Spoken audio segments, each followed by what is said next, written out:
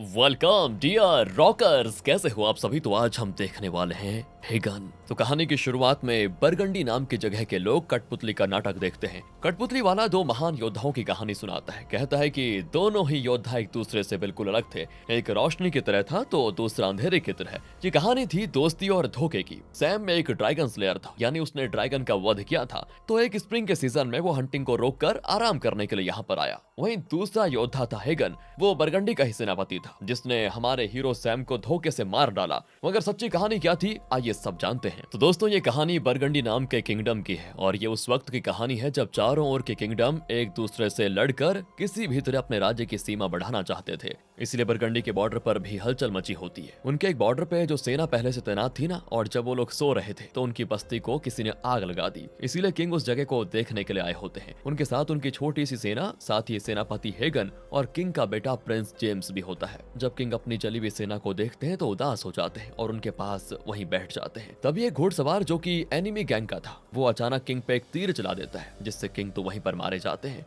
और ये देखकर तो प्रिंस जेम्स और सेनापति हेगन शॉक्ड।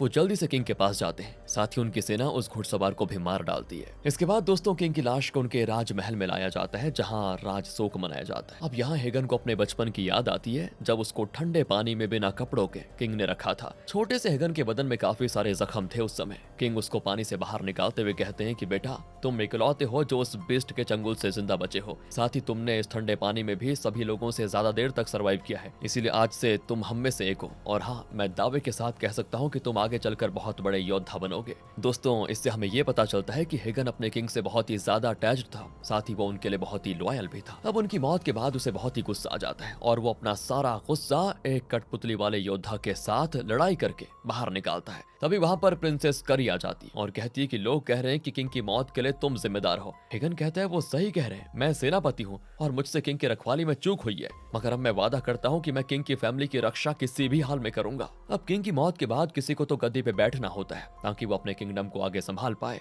किंग के 3 बेटे होते हैं और एक बेटी भी, मगर जेम्स उनमें सबसे बड़ा होता है, इसलिए उसको ही सबकी सहमति से नेक्स्ट किंग बना दिया जाता है। भरी सभा में उसका राज तिलक होता है, साथ ही उसको खानदानी रिंग भी पहनाया जाता है और किंग की तलवार उसको सौंप दी जाती है। फिर नए किंग जेम्स की जय जयकार की जाती है, मगर पता नहीं क्यों किंगडम के लोग डरे हुए होते हैं। उन्हें जेम्स पे यकीन नहीं होता। वहीं उनको ये भी पता होता है कि दूसरे किंगडम के लोग भी जेम्स को सीरियसली नहीं लेंगे, जिससे क्या होगा, कभी भी युद्ध छिड़ सकता है। ये सारी बातें फिर जेम्स के कानों तक भी पहुंच जाती है कि बाहर उसके बारे में इस तरह की बातें हो रही है। इसलिए वो अपने मंत्रियों से कहता है कि सुनिए, हमें कुछ किंगडम्स को अपना दोस्त बनाना होगा। लोम्बार्ड्स के साथ हाथ मिलाना कैसा रहेगा। वैसे वहाँ के किंग ने चाइल्ड बर्थ के दौरान अपनी पत्नी खो दी थी। मेरी बहन करी की भी अब शादी की उम्र हो गई है। लोम्बार्ड्स के किंग से अगर करी की शादी करवा दी जाए तो हमारे वो दोस्त बन जाएंगे। तब एक मंत्री सजेस्ट करता है कि करी को क्यों ना दानिश किंग को सौंप दिया जाए। वहाँ के किंग ने हमेशा आपके फादर की रिस्पेक्ट की थी और जहाँ तक मुझे लगता है वो ये प्रपोजल से भी इनकार नहीं करेंगे। अब हेगन सभी की बात को बड़े ध्यान से सुन रहा होता है, मगर कुछ बोलता नहीं। वहीं जेम्स डिसाइड करता है कि लोम्बार्ड्स के किंग अल्बोइन से ही मैं समर में अपनी सिस्टर की शादी करवा दूंगा। किसी को कोई एतराज तो नहीं है ना।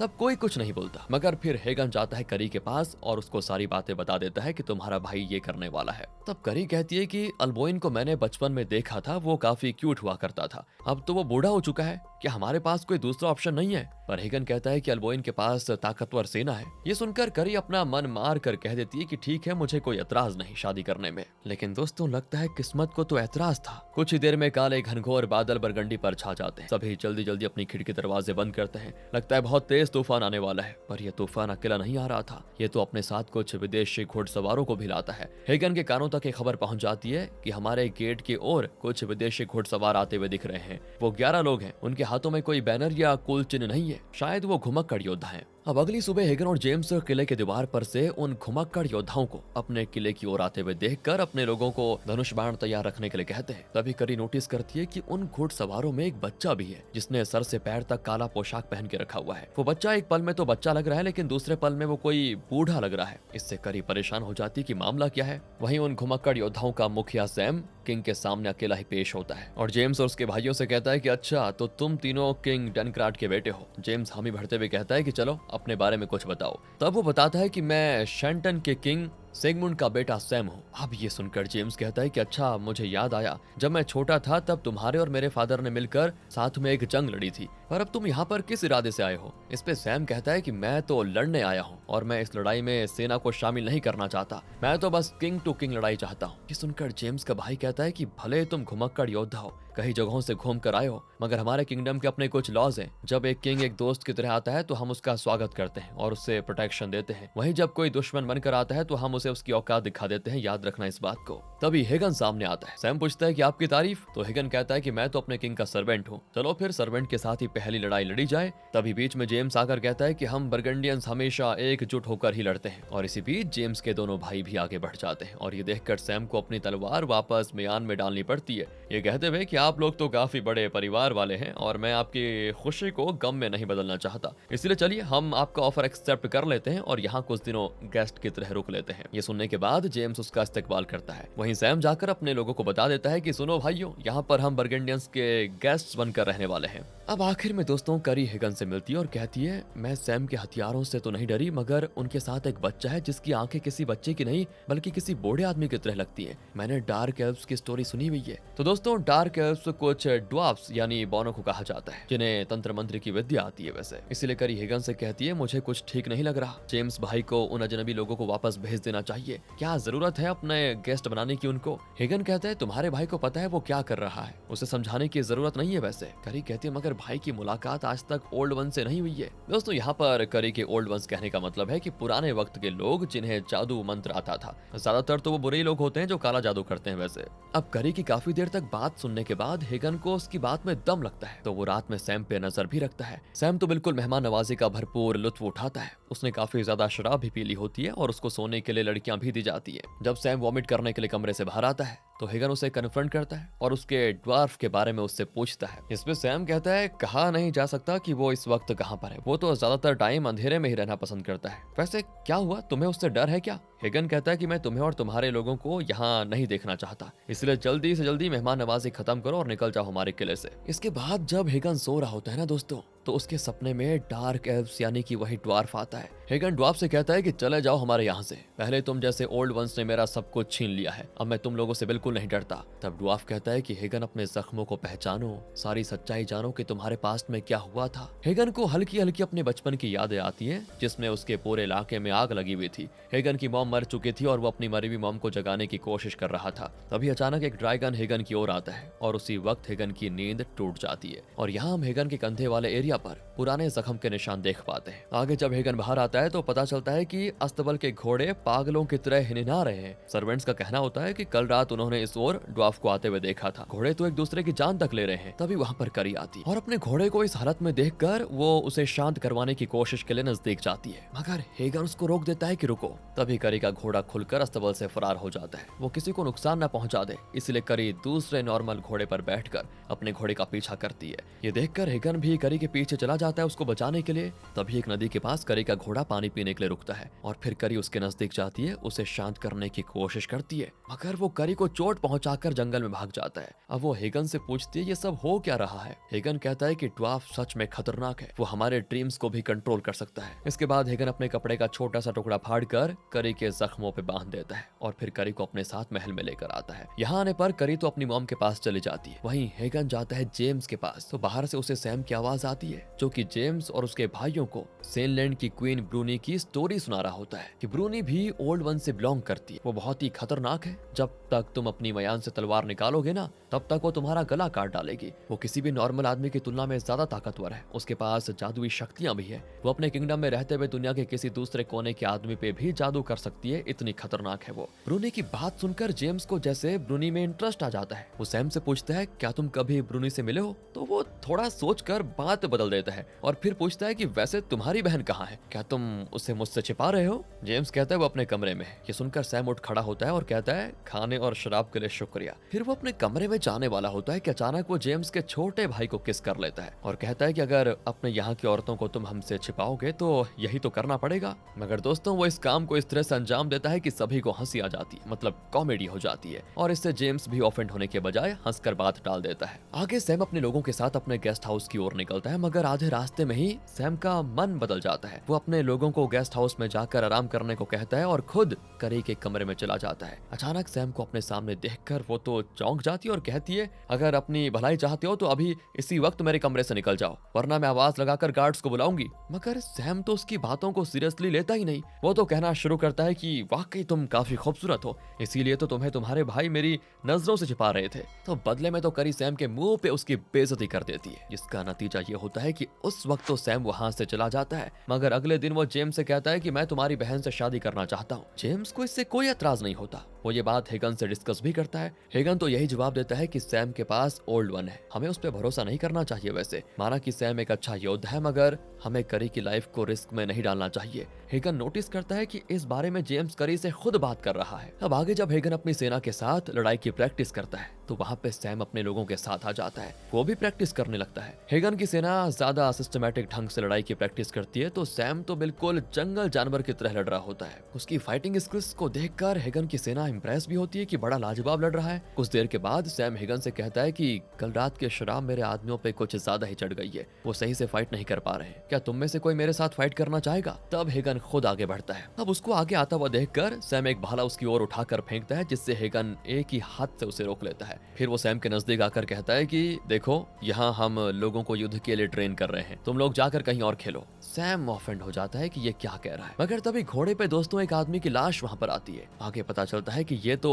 सैक्सोनी के बॉर्डर पे तैनात एक सिपाही था। जब ये सारी बात जेम्स को पता चलती है तो वो कहता है, अब सैक्सोन्स और डेन्स भी हमारे खिलाफ हो गए हैं, हमारा कोई दोस्त बचा ही नहीं, हम अकेले खड़े हैं। तो तब हेगन कहता है, चिंता की कोई बात नहीं है, हमारे लोग युद्ध के लिए तैयार हैं। तो जेम्स कहता है कि मेरे भाइयों ने कहा कि उन्होंने अभी तक जितने भी लोगों को फाइट करते देखा, उनमें से बस सैम और उसके लोग ही बहुत बेहतरीन हैं, तो क्यों ना हम उन्हें भी इस युद्ध में अपने साथ लेकर चलें। हेगन जेम्स को समझाने की बहुत कोशिश करता है कि ये सही नहीं होगा, मगर जेम्स के पल्ले बात पड़ती कहाँ है। इसीलिए हेगन खुद सैम से बात करने के लिए उसके गेस्ट हाउस में जाता है। वहाँ उसको सैम तो नहीं मिलता, मगर वो ड्वार्फ जरूर मिल जाता है। ड्वार्फ कहने लगता है कि मुझे तुम्हारे जख्म और उस जख्म को देने वाले दोनों के बारे में बहुत अच्छे से पता है। अब दोस्तों फिलहाल तो हेगन इन सभी बातों में पड़ना नहीं चाहता। वो पूछता है कि तुम्हारा मास्टर कहाँ पर है। तो ड्वार्फ बताता है कि मेरे मास्टर ने ग्रेट ओल्ड वन ड्रैगन से लड़ाई की थी। फाइट जब खत्म हुई तो ग्रेट ओल्ड वन आसमान से सीधा बर्फीली जमीन पर आ गिरा और उसका खून पूरे बर्फ में फैल गया। उसके खून से सैम नहाया, जिसकी वजह से अब ग्रेट ओल्ड वन से ड्रैगन की स्किन सैम की बॉडी का एक पार्ट है, जिसकी वजह से अब कोई भी उसको हरा नहीं सकता।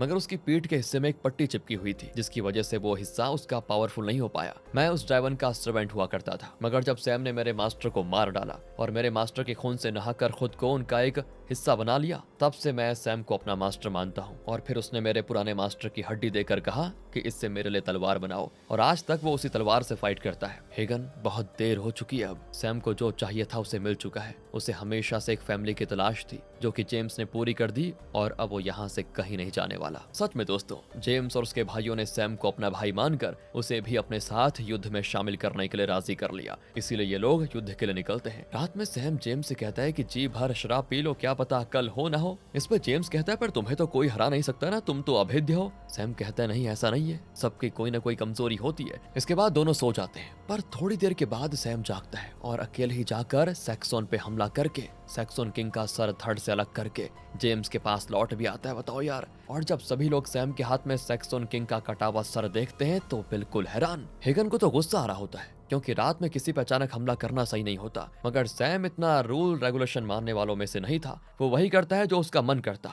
अब तो वो ये कह रहा होता है कि सैक्सन के सैनिकों ने मेरा पीछा किया था और कुछ ही देर में वो यहाँ पर पहुंच भी जाएंगे। इससे पहले कि वो हम पर हमला करे तो बताओ कौन कौन मेरे साथ उन पर हमला करने के लिए चलेगा। अब यहाँ पर हेगन अपने लोगों को मना करने की कोशिश करता है, मगर सैक्सन किंग के कटे हुए सर को देखकर हेगन के लोगों को लगता है कि सैम बहुत ही खतरनाक योद्धा है, यही हमें जितवा सकता है, इसीलिए वो उसका साथ देने को तैयार हो जाते हैं। इसके बाद तो जमकर खून खराबा होता है। सैम तो पागल जानवरों की तरह लड़ता है, उसके आगे कोई टिक नहीं पाता। युद्ध के दौरान जेम्स के छोटे भाई के सर से हेलमेट गिर जाता है और एनिमी उसके नजदीक आ जाता है तो वो काफी डर भी जाता है। तब हेगन अपना हेलमेट उतार कर जेम्स के भाई को पहना देता है। इसके बाद तो हेगन भी जमकर फाइट करता है, मगर जब वो कुछ अपने मरे हुए साथियों को देखता है तो कुछ देर के लिए सुन्न हो जाता है और इसी दौरान एनिमी हेगन का दोस्तों एक आंख भी फोड़ देता है। उसे वो मारने वाला होता है, मगर आखिर में सैम आकर उसकी जान बचाता है। खैर दोस्तों, सैम की बदौलत ये लोग युद्ध सच में आसानी से जीत जाते हैं। इसके बाद जब वे वापस अपने महल लौटते हैं तो सभी किंग जेम्स की जय जयकार करते हैं, जिससे जेम्स बड़ा खुश होता है। मगर जल्द ही पब्लिक जेम्स को छोड़कर सैम की जय जयकार करती है। इससे जेम्स की मुस्कान फीकी पड़ जाती है थोड़ी,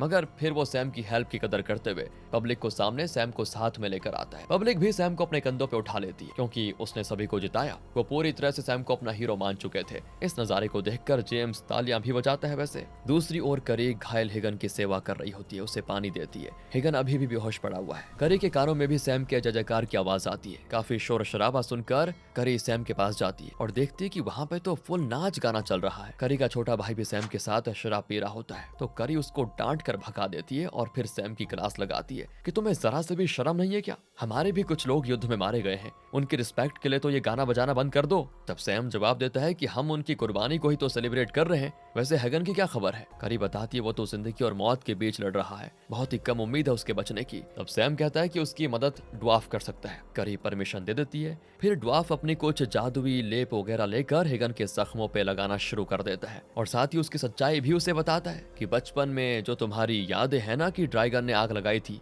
वो गलत है। आग तो तुम्हारे घर और इलाके में आदमियों ने लगाई थी। इल्जाम उन्होंने ड्रैगन पे डाल दिया था। सारे लोग मर चुके थे, मगर ड्रैगन की नजर तुम पर पड़ी तो उसने तुम्हें बचाने के लिए अपने पंजों के चंगुल में कस कर पकड़ लिया था। तुम उस ड्रैगन की वजह से जिंदा बच पाए थे, वरना बाकी लोगों की तरह तुम भी आग में जलकर मारे जाते। इस हेगन का क्या सच है दोस्तों, आगे पता चलेगा। अगली सुबह की बात है। हेगन को पूरी तरह से होश आ जाता है और तब वो रियलाइज करता है कि मैंने हमेशा के लिए अपनी आंख खो दी है एक। तब से वो अपने फूटे हुए आंख पे पट्टी बांधना शुरू कर देता है। करी उसे कहती है कि अभी आपको रेस्ट करना होगा, अभी कुछ मत करना। आगे हेगन को पता चलता है कि हमारी जनता ने सैम को अपने सर पे बैठा लिया है। वो युद्ध की कहानी कठपुतली के नाटक के सहारे सभी को सुना रहे हैं। साथ ही हेगन करी और सैम की बढ़ती नजदीकियों को भी नोटिस करता है, क्योंकि जब से करी को ये पता चला है कि सैम ने हेगन की मदद की, तब से वो सैम की ओर अट्रैक्ट हो गई थोड़ा। अब एक दिन सैम और करी घुड़सवारी करते करते जंगल में चले जाते हैं और लगातार कई दिनों तक वापस नहीं लौटते। इस दरमियान जंगल में उनकी नजदीकियां कुछ ज्यादा ही बढ़ जाती हैं और वो इंटीमेट भी हो जाते हैं। वापस आने पर वो सैम से शादी करने के लिए भी राजी हो जाती है। हालांकि ये चीज हेगन को पसंद नहीं आती, पता नहीं क्यों, मगर सैम के रहने सहने का तरीका, उसका बर्ताव हेगन के उसूल के खिलाफ होता है। पर जब सैम खुलकर जेम्स से करी का हाथ मांगता है तो जेम्स भी खुशी खुशी उसे अलाउ कर देता है अपनी बहन से शादी करने के लिए। मगर जेम्स को हेगन एक बात बताता है जिसे वो सैम के सामने रखता है, जिसमें जेम्स कहता है कि सैम मेरी बहन से शादी करे, इससे अच्छा मेरे लिए और क्या ही हो सकता है। मगर मैं चाहता हूँ कि सैम मेरी एक शर्त पूरी करने के बाद मेरी बहन से शादी करे। दरअसल मैं चाहता हूँ कि सबसे पहले सैम मेरा साथ दे ब्रूनी को हासिल करने में, क्योंकि एक बार अगर ब्रूनी मेरी हो गई तो फिर कोई भी किंगडम हमारे आगे टिक नहीं पाएगा। इससे सैम सुन रह जाता है, क्योंकि पास्ट में सैम और ब्रूनी का अफेयर चल चुका है। अभी भी ब्रूनी सैम से बहुत ही ज्यादा प्यार करती है, मगर अब सैम बदल चुका है और वो किसी भी तरह करी से शादी करके जेम्स की फैमिली का पार्ट बनना चाहता है, क्योंकि सैम को कभी भी फैमिली का प्यार नहीं मिला। सैम जब काफी छोटा था तभी उसके मॉम डैड की मौत हो गई थी। तो फिर आगे सैम हेगन और जेम्स के साथ एक छोटी सी टुकड़ी लेकर ब्रूनी के किंगडम की ओर निकलता है, जिसके लिए इनको समुद्र पार करना पड़ता है। और समुद्र पार करना कोई बच्चों का खेल नहीं होता। समुद्र का मौसम कब बदल जाए किसी को कुछ पता नहीं, मगर फिर भी लगातार कई दिनों तक बोट से समुद्र की यात्रा करने के बाद इनका सामना होता है समुद्री तूफान से, जिसमें बोट का तो नामो निशान मिट जाता है। जेम्स अपने साथ जो अपनी छोटी सी टुकड़ी लेकर आया था ना, वो भी पानी में डूबकर वहीं मारे जाते हैं। तूफान थमने के बाद हेगन की नींद खुलती है समुद्र के किनारे पत्थर पर। वो उठते ही सबसे पहले अपने किंग जेम्स को ढूंढने लगता है। काफी आवाज लगाने के बाद बड़ी मुश्किल से जेम्स हेगन को सही सलामत जिंदा मिल जाता है। फिर चारों ओर देखने के बाद हेगन को लगता है कि सैम की भी इस तूफान में कहीं मौत तो नहीं हो गई, लेकिन दोस्तों वो जिंदा होता है, उसके साथ साथ उसका ड्वार्फ भी जिंदा है। इसके बाद बचे कुचे लोग आगे पैदल ही सफर तय करते हैं और फिर जब ब्रूनी की सेना सामने आती है तो सैम अपने हथियार उनके सामने नीचे रख देता है और बाकियों से भी अपने हथियार को जमीन पर रखने को कहता है। फिर ब्रूनी की सेनापति इन सभी के हाथ बांधकर ब्रूनी के अड्डे पे लेकर जाती है। वहाँ सभी को अलग अलग रखा जाता है। सेनापति जब हेगन का मास्क हटाती है तो वो सबसे पहले जेम्स के बारे में पूछता है कि मेरे किंग कहाँ पर है। तो वो कहता है कि यहाँ पर हम आपकी क्वीन का हाथ मांगने के लिए आए हुए हैं। तब सेनापति कहती है कि अगर ऐसी बात है तो फिर आपके किंग को मेरी क्वीन से फाइट करनी होगी। और वो जो खोपड़ियों का पहाड़ देख रहे हैं ना आप, वो लोग भी यहाँ इसी तमन्ना के साथ आए थे वैसे क्वीन को लेने के लिए, मगर देखिए उनके साथ क्या हुआ, मारे गए सभी के सभी, एक भी नहीं बचा। अभी भी वक्त है, सोच लीजिए सही से, वापस जाना है या अपने फैसले पे डटे रहना है। इसके बाद हेगन और जेम्स को मिलवा दिया जाता है, मगर सैम से क्वीन ब्रूनी अकेले में मिलती है, वो भी बिना कपड़ों के। वो सैम को सिड्यूस करने की कोशिश करती है पर सैम अपने फैसले पे बिल्कुल डटा रहता है। वो ब्रूनी को बताता है कि मैं यहाँ पर सिर्फ और सिर्फ जेम्स की मदद करने के इरादे से आया हूँ। दरअसल देखो मेरी शादी फिक्स हो चुकी है जेम्स की सिस्टर से, और जेम्स की यही शर्त थी कि अगर मैं जेम्स की मदद करता हूँ तुम्हें हासिल कराने में उसको, तो वो मेरी शादी करवा देगा अपनी बहन करी से। इसके बाद हेगन जेम्स को लेकर सैम से मिलने जाता है और सैम पे गुस्सा करता है कि तुम्हें पहले से पता था ना कि यहाँ जेम्स के साथ क्या क्या होगा। अभी मैंने वहाँ पर कई सारे किंग्स की खोपड़ी के कंकाल को देखा जो ब्रूनी से शादी करने के सपने को लेकर यहाँ पर आए थे। हमें आज यहाँ से निकलना होगा। इस पे जेम्स कहता है कि मैं नहीं चल रहा आपके साथ हेगन, मुझे तो किसी भी हाल में ब्रूनी को हासिल करना है वरना मैं तो पागल हो जाऊंगा। तब सैम भी जेम्स को समझाता है कि कोई भी अकेला मर्द ब्रूनी को नहीं हरा सकता, मैं भी नहीं। तो जेम्स कहता है एक बात बताओ, तुम मेरी सिस्टर से शादी करने के लिए सीरियस हो भी या फिर नहीं? सैम कहता है ठीक है, मेरे पास एक प्लान है, इसमें वो ड्वार्फ हमारी मदद कर सकता है। अब दोस्तों ड्वार्फ इनको एक गुफा में लेकर जाता है जहाँ वो कुछ जादू टोना करता है, जिसमें वो पहले तो हेगन का हाथ काट कर उसमें से थोड़ा खून एक बर्तन में रखता है। फिर वो सैम के कपड़े उतरवा कर उसकी पीठ के उस हिस्से को कट करके खून निकालता है जहाँ ड्रैगन के खून में नहाते वक्त एक पत्ती चिपकी हुई रह गई थी। फिर वो सैम और हेगन के खून को करता है मिक्स। इसके बाद वो इनको पानी में डुबो देता है और जब इन दोनों की सांस बिल्कुल चलनी बंद हो जाती है तब वो जेम्स को इनका खून पीने को कहता है। जिससे होता यह है दोस्तों कि हेगन और सैम की जो पावर्स होती है ना, जो फाइटिंग स्किल्स होती हैं, वो सब जेम्स की बॉडी में ट्रांसफर हो जाती है। इसके बाद जेम्स क्वीन ब्रूनी से फाइट करने को जाता है, जहां क्वीन पहले रूल सेट कर देती है कि इस बर्फीली जमीन में जिसके खून का एक बूंद गिरा समझो उसकी हार हो गई। अगर मैं जीती तो तुम्हारी खोपड़ी भी उस खोपड़ी के पहाड़ में फेंक दूंगी, और अगर तुम जीते तो तुम्हारी मर्जी के हिसाब से मैं तुम्हारी क्वीन बनकर तुम्हारे साथ तुम्हारे किंगडम चली जाऊंगी और मेरे साथ मेरी सेना भी जाएगी। जेम्स उसकी सारी बात मान लेता है। फिर इन दोनों के बीच होती है फाइट। काफी देर तक लगातार फाइट करने के बाद ब्रूनी की नजर जेम्स की आंखों में जाती है और उसे कुछ समझ तो नहीं आता, मगर उसे जेम्स की आंखों में सैम की आंखों की चमक दिखाई देती है, जिससे वो हो जाती है डिस्ट्रैक्ट और उसे घायल करने में जेम्स हो जाता है कामयाब। फिर जैसे ये फाइट खत्म होती है ना, तो वो ड्वार्फ जेम्स की बॉडी से सैम और हेगन की सोल उनकी बॉडी में वापस डाल देता है। इसके बाद तो जेम्स खुशी खुशी ब्रूनी को अपनी रानी बनाकर अपने किंगडम लेकर आता है। वो ब्रूनी से शादी कर लेता है। फिर वो सैम और करी की शादी भी करवा देता है। इसके बाद एक और पड़ोसी किंगडम बरगंडी पे हमला करने की फिराक में होता है। वो सेना लेकर बरगंडी के बॉर्डर तक भी आ जाता है, मगर इस बार जेम्स को बिल्कुल भी डर नहीं था, क्योंकि उसे पता था ब्रूनी आसानी से उनको हरा सकती है, और उसका अंदाजा बिल्कुल सही निकला। होता भी कुछ ऐसा ही है। ब्रूनी, सैम और हेगन और इनकी सेना की मदद से दूसरी सेना बुरी तरह पराजित हो जाती है। इसके बाद से तो आसपास के सारे किंगडम बरगंडी से उलझने के बारे में सोचना भी बंद कर देते हैं, क्योंकि उनको समझ आ गया था कि ये बहुत खतरनाक है। तो इतने वक्त के बाद अब वापस से बरगंडी के लोग चैन से सुकूनों की जिंदगी जीते हैं। अब इन्हें युद्ध का कोई खतरा नहीं होता, मगर राजमहल में एक नया खतरा पनपता है। शादी के बाद जब ये सैम और ब्रूनी एक ही महल में रहने लगते हैं ना, तो वहाँ से ब्रूनी और सैम एक दूसरे की ओर अट्रैक्ट होने लगते हैं। फिर जल्दी एक्स्ट्रा मार्शल अफेयर शुरू हो जाता है। ब्रूनी ने लड़ाई हारने के बाद जेम्स से शादी कर तो ली थी, मगर वो दिल से अभी भी सैम को चाहती थी, इसीलिए वो जेम्स को ज्यादा भाव नहीं देती। वो तो उसके साथ इंटीमेट भी नहीं होती है, जिससे कुछ दिनों के बाद ही जेम्स और करी दोनों को समझ आ जाता है कि चल क्या रहा है। करी तो सैम को रिझाने की कोशिश भी करती है, मगर अब तो सैम करी से बस इमोशनली अटैच था, फिजिकली उसको ब्रूनी चाहिए थी। दोनों जंगल में जाकर वहाँ काम करते हैं, और फिर एक दिन जेम्स के सब्र का बांध टूट जाता है। वो हेगन के पास आकर अपनी गलती मान लेता है कि मुझे शुरू से सैम को इतना बढ़ावा नहीं देना चाहिए था। पहले तो वो मेहमान बनकर आया, फिर उसने मेरी जनता को अपनी तरफ कर लिया, उनकी नजरों में हीरो बन गया। उसने फिर मेरी बहन से शादी भी कर ली, और अब मेरी वाइफ के साथ नाजायज संबंध बना रहा है। मुझसे अब और बर्दाश्त नहीं होगा। अगर मैं उसे मार भी दूं तो जनता मुझे विलन समझेगी और उसे हीरो। मुझे कुछ समझ नहीं आ रहा कि मैं क्या करूं। तब हेगन कहता है कि मैंने आपके फादर से वादा किया था कि मैं हमेशा आपके परिवार की रक्षा करूंगा,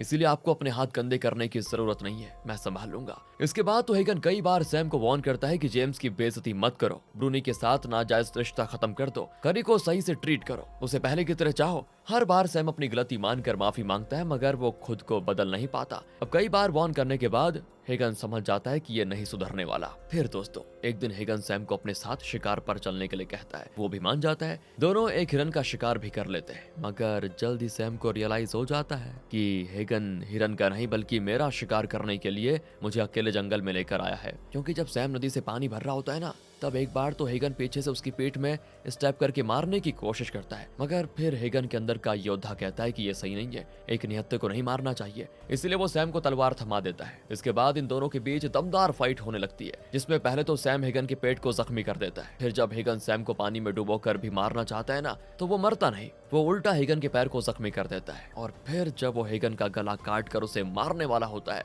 तो पीछे से जेम्स आकर सैम के पीठ के उसी हिस्से पे स्टेप कर देता है जहाँ पे पत्ती चिपकने की वजह से ड्रैगन का ब्लड नहीं जा पाया था। यानी सैम को मार पाना किसी एक बंदे की बस की बात तो नहीं थी। जेम्स ने धोखे से उसको मार दिया था, मगर ये बात हेगन नहीं चाहता कि औरों को पता चले। इसलिए वो जेम्स से कहता है कि तुम पहले ही महल चले जाओ, मैं कुछ देर के बाद आऊंगा ताकि किसी को तुम पर शक न हो। जेम्स भी ऐसा करता है। दोस्तों, कुछ देर के बाद सैम के घोड़े पे उसकी लाश लेकर हेगन लौटता है महल और सभी को बता देता है कि मेरी और सैम के बीच फाइट कंपटीशन हुई थी, जिसमें मेरे हाथों सैम की मौत हो गई। पूरी जनता शोक की लहर में दौड़ जाती, क्योंकि वो तो सैम को अपना हीरो समझते थे। और जब करी को ये सब पता चलता है तो उसे हेगन पे बहुत गुस्सा आता है। उसे समझ नहीं आता कि क्या करे। वो गुस्से में हेगन को खूब सुनाती भी है। और तब हेगन कहता है कि मैं तो आपका सर्वेंट हूँ, अगर आप चाहो तो आपके एक हुक्म पे मेरे लोग मुझे मार देंगे। तब करी कहती, नहीं, मैं तुम्हें जान से मारकर एक बार में मुक्ति नहीं देने वाली। मेरे पेट में सैम का बच्चा है, तुम्हें अपनी आंखों से उसके बच्चे को इस दुनिया में आकर जीतते हुए देखना होगा और पल पल याद करना होगा कि कैसे तुमने उस मासूम बच्चे के सर से